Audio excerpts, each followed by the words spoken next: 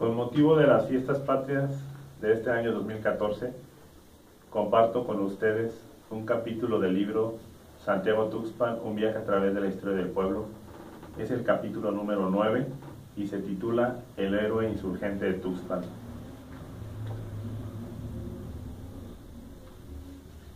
Capítulo 9. El héroe insurgente de Tuxpan.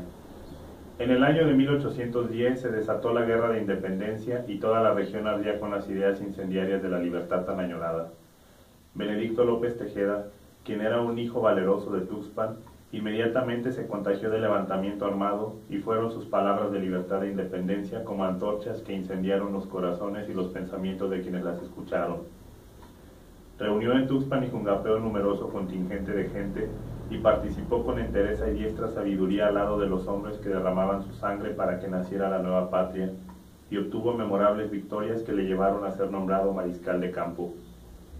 Fue uno de los jefes insurgentes regionales que formó parte en la popular Junta de Zitácuaro y con bélico ardor defendía su sueño de independencia, jugando un papel protagónico en las gloriosas batallas de las que siempre salían victoriosos él y a los que comandaba. Inolvidable para los insurgentes fue la robusta victoria que obtuvo en el rancho de los Mogotes, donde sufrió profunda herida el orgullo del ejército realista, mas fue su participación en la defensa del fuerte del Cóporo en el año de 1817 el acontecimiento que le asignaría el apodo eterno de héroe.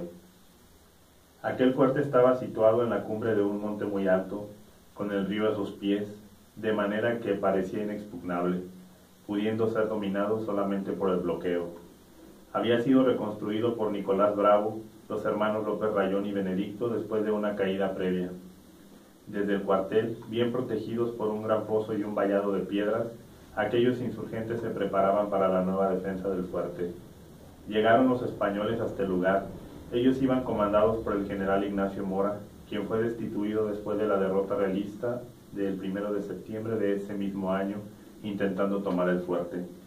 De aquella muy famosa fortaleza de Cóporo llegaban a los oídos de los tuxpenses las gloriosas victorias de los muy valientes caudillos insurgentes. Entre ellos figuraba Benedicto López y se hablaba de él con orgullo y respeto. Entonces llegó el coronel realista Barradas con nuevas tácticas de guerra, pero no le fueron suficientes, motivo por el cual acudió en su ayuda el general José Joaquín Márquez Donayo, quien utilizó como estrategia el sitio militar. Los realistas, sin darse por vencidos por tantos obstáculos, iniciaron las tareas de atrincheramiento para rodear el fuerte de Cóporo como un cinturón sofocante, y durante una de las batallas del sitio cayó el hijo primogénito de Benedicto López, quien luchaba al lado de su padre por la libertad. Benedicto, al recibir en sus brazos a su hijo sin vida, dijo: «Oh sangre de mi sangre, es la herida de tu cuerpo la misma herida de mi alma. No has sido tú, hijo mío, quien ha entregado la vida por la patria. En verdad he sido yo quien te he regalado a la misma».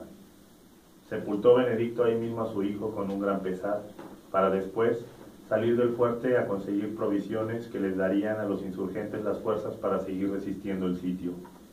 Mas injusta fue la fortuna con los insurgentes, ya que a pesar de estar dedicados a la guerra, fueron víctimas de la resistencia de Cóporo, porque se convirtió en un desastroso asedio. El ruido de las trompetas de guerra de los realistas llegaba hasta el cielo, y ante el sitio tremendo de la muerte se hizo brecha y consiguió entrar al fuerte en forma de hambre, sed y enfermedad. A los sitiados, los arbustos les dieron un alimento miserable de bayas desabridas y la tierra les proporcionó amargas hierbas y raíces duras que les fueron sustento por muy pocos días. Aquella dolorida muchedumbre de hombres, mujeres y niños hicieron de los caballos y los perros alimento suculento ante la desesperación. Sí, porque fue tal el vacío de sus estómagos que degollaron a los caballos y sacrificaron a los perros que les acompañaban, para después precipitarse en multitud sobre sus cadáveres. Durante aquellas noches salían los infames clamores desde el interior del fuerte, lamentos de malestar físico y moral que podían escucharse a gran distancia.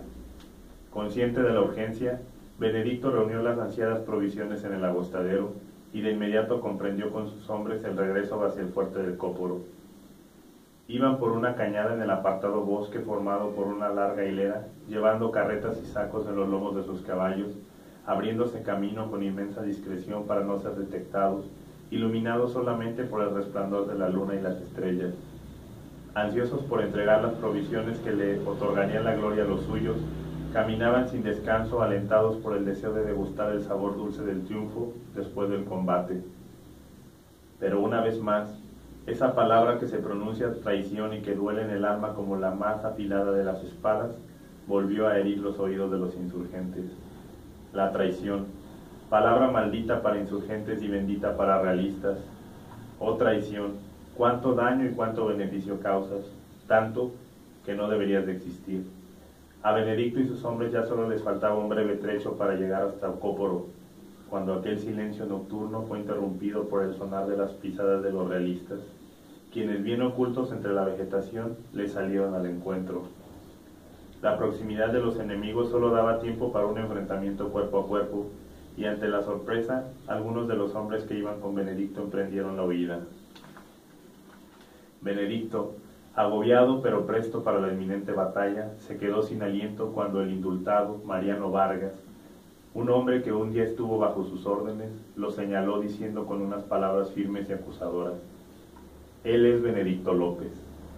Ante aquel cobarde acontecimiento, los bravos soldados insurgentes que acompañaban a Benedicto injuriaron y reclamaron al traidor, pero sus bocas fueron silenciadas por las armas de los soldados realistas y cayeron muertos inmediatamente. Benedicto, consciente de la desventaja, no puso más resistencia y se dejó apresar, mientras sus enemigos se apiñaban en torno a él, sin perseguir a los demás hombres que huían a toda prisa. Gritando vivas al virrey y a sus generales realistas, los soldados españoles lo llevaron a su campamento y lo mantuvieron cautivo, para 2 días después de su captura, atado a una silla y acompañado de los generales realistas Barradas y Marqués Donayo, tuvo que aguantar el llanto al ser testigo de la fatídica caída del fuerte del Ocóporo. Aquellos 2 generales realistas vencedores le injuriaron y lanzaban contra él burlas e insultos, mientras él veía con un colosal dolor cómo los insurgentes en su accidentada huida caían al precipicio desde lo alto de la montaña.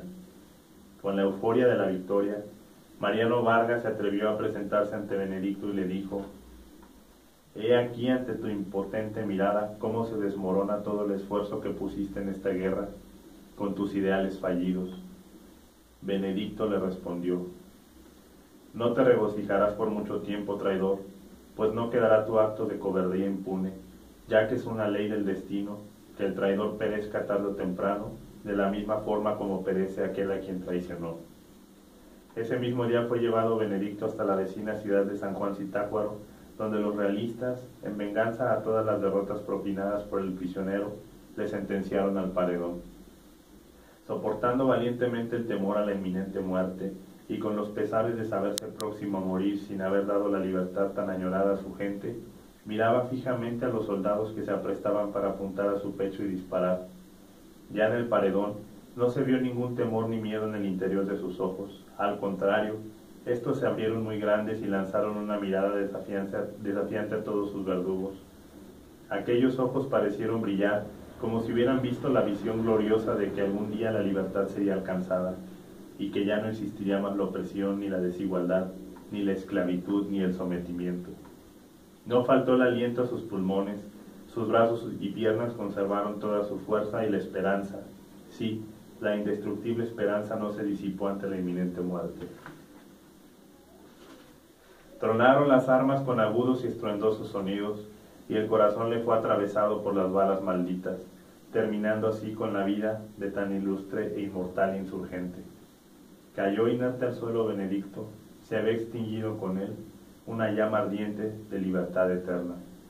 Los soldados que le fusilaron no guardaron respeto por su cuerpo, porque lo decapitaron de un solo tajo y fue colocada su cabeza en un cesto de mimbre, y a toda velocidad salió un contingente de soldados a caballo con el rumbo del pueblo de Santiago Tuxpan, el pueblo natal del caído. A todo galope llegaron hasta la puerta del templo de Santiago Apóstol, donde clavaron una estaca en el marco de madera y traspasaron violentamente la tierna cabeza que llevaban. Ante la noticia se lamentaron los hombres, le lloraron las mujeres del pueblo y se encerraron en el interior de sus casas a rezar y le guardaron un luto solemne a su caudillo. Todas las gentes de Tuxpan estaban estremecidas de horror al contemplar la cabeza de su héroe clavada en la puerta principal del templo. Horrorizadas fueron las madres del pueblo que acudían a la celebración de la misa, ni tapaban los ojos de los infantes para que no vieran tan terrorífico espectáculo. Ahí debería permanecer por siempre aquella cabeza ensangrentada, para que sirviera de feroz advertencia, y es que aquella cabeza clavada en la puerta principal del templo privaría del ánimo a muchos hombres y mujeres inquietos que hablaban de libertad. Pero ante aquella cabeza, muchos hombres del pueblo, muy al contrario de sentir miedo, se llenaron de gran valor y se unieron a la insurgencia. Así, la muerte de Benedicto no había de ser en vano. Y soplaron los vientos sobre ella, y descendieron aves e insectos a saciar su hambre con la carne putrefacta hasta dejarla limpia. Al poco tiempo, ya no era más que un cráneo reluciente que adornaba la entrada de la casa de Dios. Entonces, cayó la lluvia y el sol lo agredía con intensidad, y permaneció ahí el despojo humano de un valiente insurgente. Caja ósea, en cuyo interior un día se pensaron estrategias de guerra, pero sobre todo, donde se forjaron brillantes ideas de libertad. Y cuando nació la nueva patria, 4 años después, se agruparon los hombres del pueblo al enterarse, y enseguida acudieron a la puerta principal del templo de Santiago Apóstol y esperaron a que llegara la familia de Benedicto López, para con gran solemnidad bajar el cráneo que allí estaba expuesto. Fue sepultado ahí mismo en el camposanto, y uno de los hombres del pueblo que había conocido a Benedicto dijo: «Oh Benedicto, caudillo insurgente, valiente libertador, tu gloria es la gloria de todos los tuxpenses, tu gloria es la gloria de todos los mexicanos, porque fue escrito tu nombre con tu propia sangre, con tu sangre de generalísimo inmortal». Este pues es un capítulo de este libro de Santiago Tuxpan, un viaje a través de la historia del pueblo, que narra cómo se vivieron aquellos acontecimientos de la guerra de independencia en nuestro pueblo y en nuestra región. Estas historias, como la del fuerte de Cóporo, son esas historias de batallas y victorias, también derrotas, victorias gloriosas y derrotas dolorosas, las cuales no aparecen en los libros de historia, pero que sucedieron y que fueron parte fundamental para que se consiguiera ese objetivo: la libertad, la independencia, el nacimiento de una nueva nación, de la patria mexicana.